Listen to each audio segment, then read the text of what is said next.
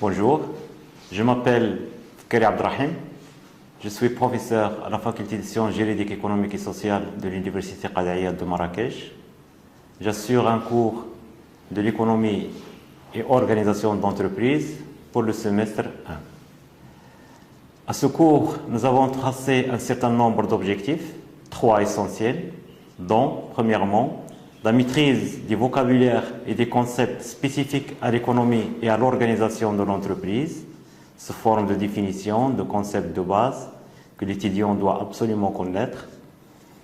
Deuxième objectif, c'est comprendre l'évolution de l'organisation des entreprises, comment cette organisation des entreprises a évolué dans le temps, depuis les premières formes de l'organisation jusqu'à nos jours, et les principaux théoriciens de cette organisation, les fondateurs de cette théorie des organisations, sachant bien que c'est une science qui découle essentiellement de la pratique, des expériences réalisées dans le terrain, dans les entreprises, qui donnent lieu à la théorisation par la suite. Et en troisième lieu, comme objectif de ce cours, c'est que l'étudiant doit saisir l'organisation comme un tout, comme un ensemble, comme un système, et comprendre aussi les relations entre les principales composantes de ce système. Par exemple, la fonction commerciale, relation de la production avec les autres fonctions, etc.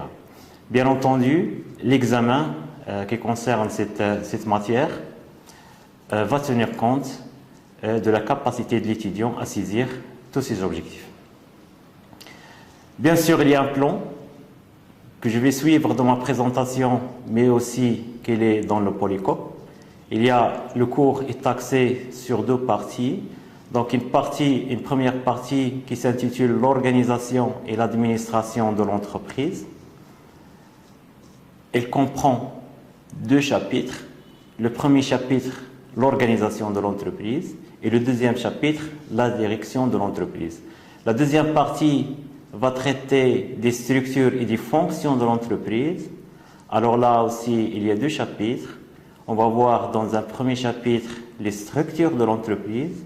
Qu'est-ce qu'une structure? Les différentes structures de l'entreprise. Comment choisir une structure pour l'entreprise, etc. Et un dernier chapitre va traiter des principales fonctions de l'entreprise, à savoir la fonction production, la fonction commerciale, la fonction financière, la fonction d'approvision, essentiellement. Mais avant de commencer la présentation de ce cours, j'aimerais bien introduire par une introduction générale qui définit un peu le cadre du cours et le contexte dans lequel il s'inscrit. Quelle est l'importance de l'organisation, pourquoi étudier l'organisation, etc. Je ne trouve pas mieux que de commencer par la gestion de l'entreprise. C'est quoi la gestion de l'entreprise? Puisque le cours est adressé aux étudiants de la gestion essentiellement. Donc, la gestion de l'entreprise, c'est un bon point de départ pour aborder l'organisation de l'entreprise. Comme nous le savons tous, l'entreprise, c'est une organisation qui produit des biens et des services. Ces biens et ces services de toute nature, de tout genre, allant d'un produit alimentaire à la billetterie d'une agence, etc., sont vendus sur un marché pour un objectif. L'objectif, c'est donc pouvoir tirer un profit, un bénéfice. Le profit est quelque chose de très important pour l'entreprise parce qu'il va lui permettre de rémunérer les facteurs de production, rémunérer les capitaux investis sous forme d'intérêts, de dividendes, rémunérer les capitaux propres, rémunérer les capitaux étrangers, bien entendu distribuer des salaires, payer des impôts à l'État, réaliser des investissements par l'autofinancement, que ce soit des investissements de remplacement ou des investissements de croissance, et créer de la valeur ajoutée et participer à la richesse nationale, etc. Ou tout simplement continuer à exister, surtout dans un temps de crise comme nous le vivons actuellement. Donc il y a beaucoup d'objectifs pour l'entreprise et le profit est une nécessité pour pouvoir réaliser ces objectifs. Mais tout cela, tous ces objectifs interviennent dans un environnement interne et externe qui est caractérisé par des contraintes. L'environnement externe, par exemple, actuellement est caractérisé par la concurrence, la rareté des ressources, les matières premières, les capitaux, etc. Il y a une lutte pour s'accaparer des ressources disponibles sur le marché. Il y a le changement des habitudes de consommation. Ça veut dire qu'un produit peut rapidement devenir vétuste, ça veut dire démodé, et se voir remplacé par un autre produit, peut-être plus performant, peut-être moins cher, etc. Donc il y a la concurrence dans l'environnement externe qui est plus ou moins complexe. On parle de turbulence, vous savez, on utilise des termes un peu de la navigation aérienne, la turbulence, etc. Donc ce sont des termes qui sont très importants et qui ont leur signification pour caractériser un peu l'environnement, le contexte général dans lequel agit l'entreprise. Ce contexte pose des défis importants à l'entreprise, bien entendu, et risque à tout moment de compromettre la réalisation de ses objectifs. Donc, pour atteindre son objectif, ou bien ses objectifs, profit, croissance, survie, l'entrepreneur est en permanence face à 5 principaux problèmes ou 5 principales contraintes qu'il doit à tout moment résoudre. Dieu merci, pas tous à la fois, mais à chaque jour, il doit affronter un certain nombre de problèmes de ce genre. Ces problèmes sont, tout d'abord, je dirais des problèmes techniques. L'entrepreneur doit en permanence chercher des solutions techniques fiables, un matériel flexible qu'il peut utiliser d'une manière ou d'une autre, un matériel qui correspond aux normes, sachant bien que la production actuellement doit affronter un marché qui demande de plus en plus de normes sur le plan sanitaire, sur le plan environnemental, etc. Des problèmes techniques comme par exemple la maintenance, assurer la maintenance, etc. Et ce sont des problèmes, lorsque j'ai des problèmes, ce sont des problèmes qui coûtent, donc c'est de l'argent. Ensuite, il y a des problèmes d'ordre commercial, des problèmes commerciaux ou bien des contraintes commerciales. Il y a une lutte sur le marché. Il faut chercher des clients, il faut chercher des commandes, il faut assurer l'approvisionnement de l'entreprise en temps, en coût et en qualité désirée. Il faut maîtriser les circuits de distribution. Il faut assurer les meilleures conditions de règlement des clients, les meilleures conditions de paiement des fournisseurs. Tout cela a une incidence sur le financement des cycles d'exploitation, donc bien entendu sur le besoin en fonds de roulement de l'entreprise et sur sa structure financière. Il y a aussi une troisième catégorie des problèmes qui sont des problèmes financiers. Il faut chercher des moyens de financement, que ce soit pour les investissements ou bien pour financer le cycle d'exploitation. Il faut payer les salaires, il faut payer les dettes, il faut gérer la trésorerie de l'entreprise pour ne pas tomber en situation de faillite, parce que même si l'entreprise dégage des profits, même s'il est rentable, même s'il est capable d'assurer une profitabilité importante, il risque à tout moment de tomber en faillite si il ne dispose pas de liquidité suffisante au bon moment pour payer les tiers, rémunérer les porteurs des capitaux, etc. Comme quatrième catégorie des problèmes, il y a bien entendu des problèmes sociaux. L'organisation, c'est un ensemble social. Il y a des hommes, il y a des ressources humaines au sein de l'organisation. Donc évidemment qu'il y aura des conflits d'intérêts, des conflits d'objectifs entre la direction et les salariés, etc. Ce sont des conflits sociaux au sein de l'entreprise, donc qu'il faut à tout moment régler. Ensuite, il faut former le personnel pour qu'il soit à jour au niveau de la production, au niveau technique, etc. Il faut, bref, gérer des situations difficiles en cas de crise, licenciement, grève, etc. Là, ce sont des problèmes sociaux qui s'ajoutent aux problèmes commerciaux, aux problèmes financiers et aux problèmes techniques. Donc, disons que la gestion de l'entreprise intervient dans un environnement interne, mais aussi externe, qui est fait de plusieurs contraintes, de plusieurs problèmes qu'on doit résoudre.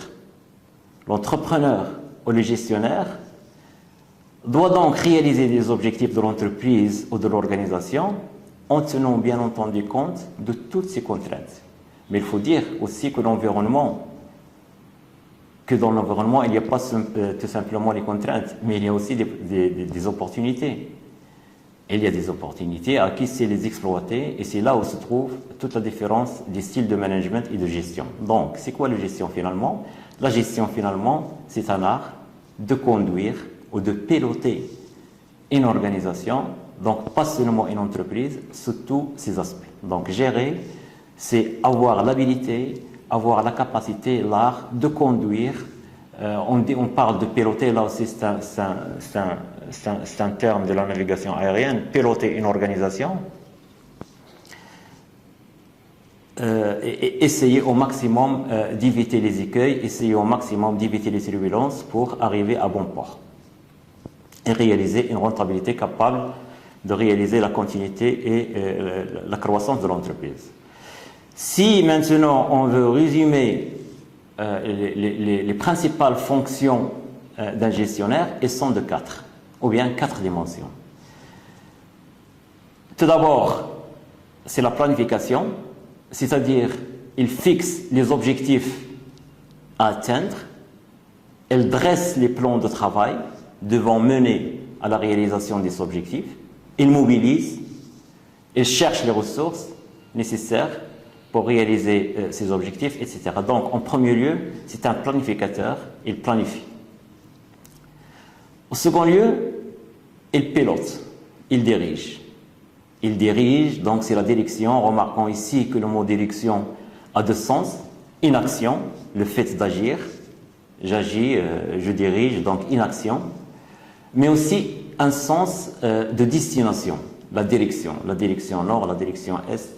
C'est définir aux collaborateurs vers où aller suivant les objectifs tracés, avec tout ce que cela suppose en termes de mobilisation. Donc mobiliser, c'est réunir en vue d'une action, mobiliser les troupes par exemple, mobiliser une armée, donc c'est mobiliser, c'est tracer un objectif et animer le personnel pour réaliser cet objectif. Il faut motiver, créer chez quelqu'un les conditions qui le poussent à agir. Donc là, on parle de leadership. Un leadership, c'est la façon de piloter, c'est la façon d'indiquer aux gens la direction sans les pousser, faire en sorte qu'ils trouvent les bonnes raisons pour agir de son propre gré. Alors là, il y a plusieurs styles de motivation, il y a plusieurs styles de management qui dépendent de la personnalité des dirigeants. Il y a ceux qui motivent par l'argent, il y a ceux qui motivent par les contraintes. Donc tout ça, on va le voir au niveau du chapitre 2 de ce cours. Les différents styles de management. Et enfin, le directeur, le pilote doit coordonner pour atteindre les objectifs organisationnels. Donc coordonner, c'est combiner des actions, des activités par nature distinctes. Donc le financier, c'est un métier qui est plus ou moins différent de la production, mais au manager de coordonner tout ça pour pouvoir réaliser les objectifs de l'entreprise. Sachant bien qu'au sein de l'entreprise, parfois les objectifs sont contradictoires. Par exemple, la production peut avoir comme objectif le respect de la capacité technique, la production d'une qualité qui respecte les normes. Par contre, le commercial peut avoir un objectif de vente, le maximum de chiffre d'affaires, parce que parfois il est payé sur le chiffre d'affaires. Et tout ça crée parfois au sein de l'organisation des conflits d'intérêts que la direction doit pouvoir résoudre par la coordination. Enfin, le manager contrôle. Pourquoi il contrôle? Donc, il s'assure que les résultats obtenus sont conformes aux buts et aux objectifs planifiés. Il apporte, si besoin en est, les corrections nécessaires pour réorienter l'entreprise vers ses objectifs.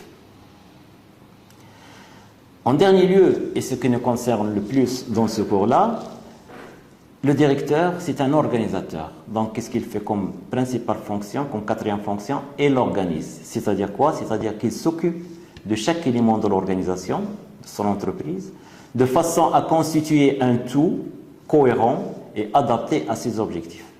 On dit organiser le travail. Organiser le travail, ça veut dire quoi? Ça veut dire tout d'abord le diviser en plusieurs tâches, donc la division de ce travail, et par la suite la coordination de ce travail. Donc tout ça, ça entre dans la fonction d'organisation. Il est assuré par la direction. Division du travail, c'est quoi? C'est décomposer le travail en un certain nombre de tâches élémentaires, spécifier les moyens employés pour la réalisation. On distingue généralement deux sortes de divisions. Il y a tout d'abord la division horizontale et la division verticale qui correspondent grosso modo à la division technique et à la division sociale qui vont être reprises et développées par le Taylor, ce qu'on va voir au niveau de la première partie. Parlons un peu de la division technique, en quoi elle consiste. Tout simplement à séparer chaque étape distincte afin d'augmenter la production et la qualité des produits. Ainsi, plusieurs personnes sont nécessaires pour réaliser un produit et chacun de ces personnes-là se spécialise dans une petite partie de la fabrication. Adam Smith, le père fondateur de l'économie politique, c'est lui qui a parlé en premier de la division du travail.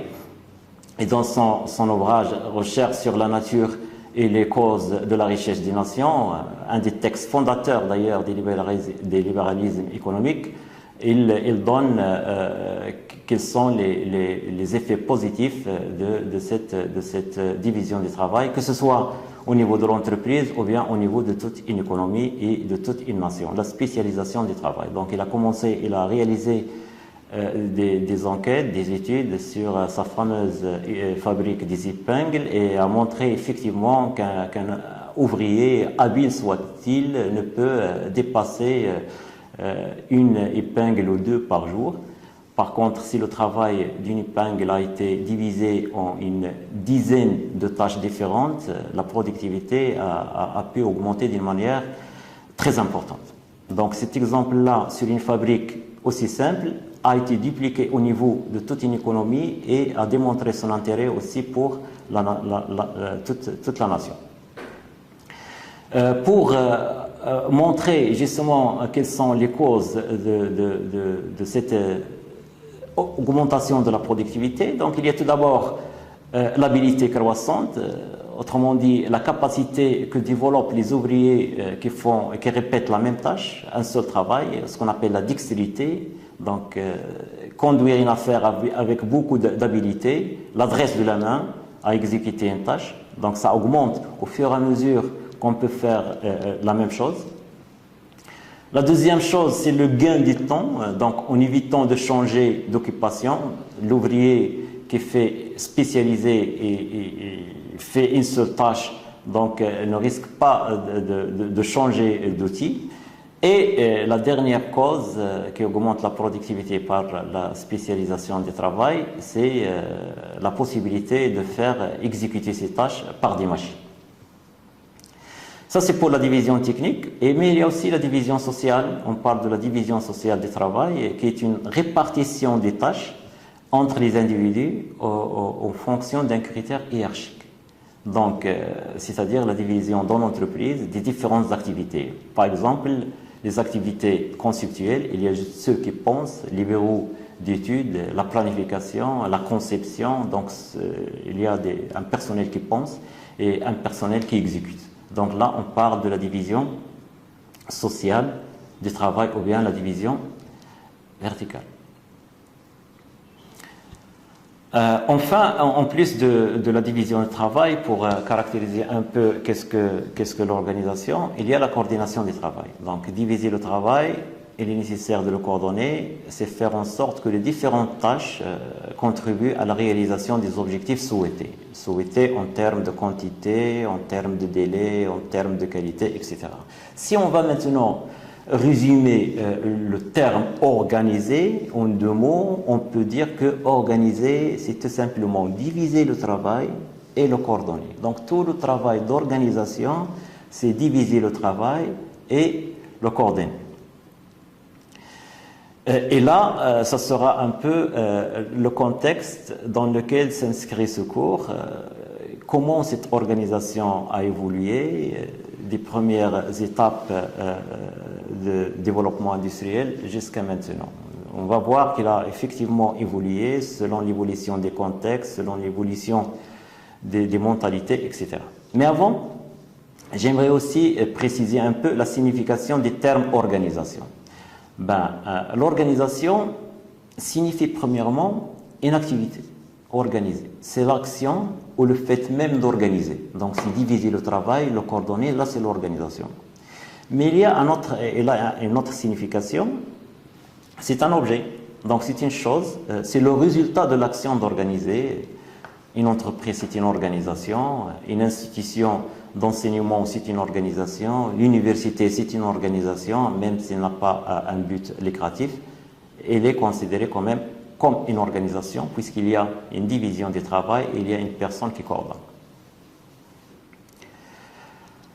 Alors, c'est le premier sens qui nous concerne dans ce cours, l'organisation comme une activité. On peut dire alors que l'organisation est une activité qui consiste à identifier les éléments de l'entreprise, diviser le travail, et puis les combiner, les agencer, les uns par rapport aux autres, dans un système cohérent, doté d'une certaine permanence de fonctionnement. Donc, l'organisation, elle est faite pour durer. On ne change pas l'organisation du jour au lendemain, on ne change pas notre organisation à notre gré. Donc, une organisation, elle est faite pour durer. On parle d'ailleurs de la structure organisationnelle qui montre un peu, qui est dans ce sens de la stabilité de l'organisation. Et cela fera l'objet de notre troisième chapitre.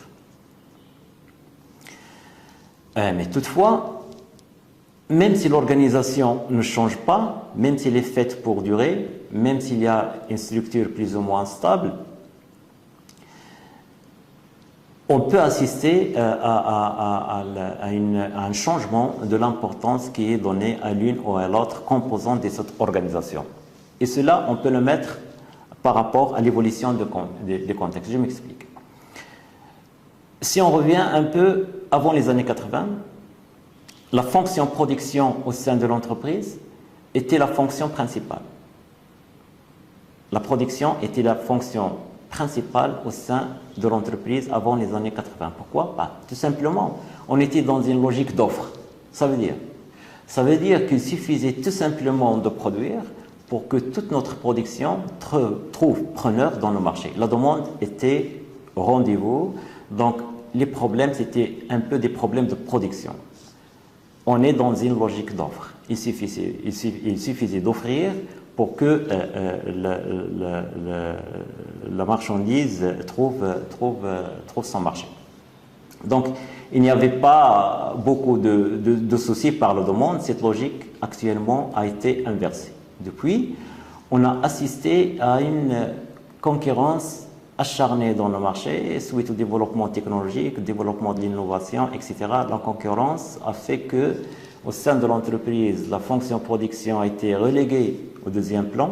Donc, il faut tout d'abord aller chercher la demande, faire des études de marché, développer un marketing et revenir par la suite pour tracer des objectifs de production à l'entreprise. Donc, le primat, l'importance a été donnée à la fonction, si vous voulez, mercatique et la fonction commerciale. Ça, c'était après les années 80. Actuellement, depuis les années 90 jusqu'à nos jours, nous pouvons dire que la concurrence a entraîné des impératifs de qualité qui ont redonné à la fonction de production une certaine importance. Dans le sens où il y a une montée actuellement des normes de production, des normes de l'environnement, etc., de telle manière que la fonction de production doit respecter ces normes, doit respecter ces prescriptions environnementales pour que l'entreprise puisse continuer à exister sur le marché. Pensez par exemple aux pertes subies par les firmes multinationales à cause de la dénonciation du travail des enfants, notamment dans leurs filiales ou chez leurs sous-traitants dans les pays du Sud. L'importance donc a été redonnée à la production, qui doit être vigilante, respecter les normes, ne pas produire n'importe quoi, etc. Ce sont donc Là, tous les éléments qui seront traités dans ce cours, en commençant par voir comment cette activité d'organisation a évolué dans le temps, quels sont les principes fondateurs de l'organisation, quels sont les principaux auteurs de la théorie des organisations et de la direction, quels sont les différents styles de management, quelles sont les différentes formes d'organisation, les structures organisationnelles, et enfin, quelles sont les principales fonctions de l'entreprise. Donc là, c'est une introduction qui synthétise un peu l'objectif de ce cours.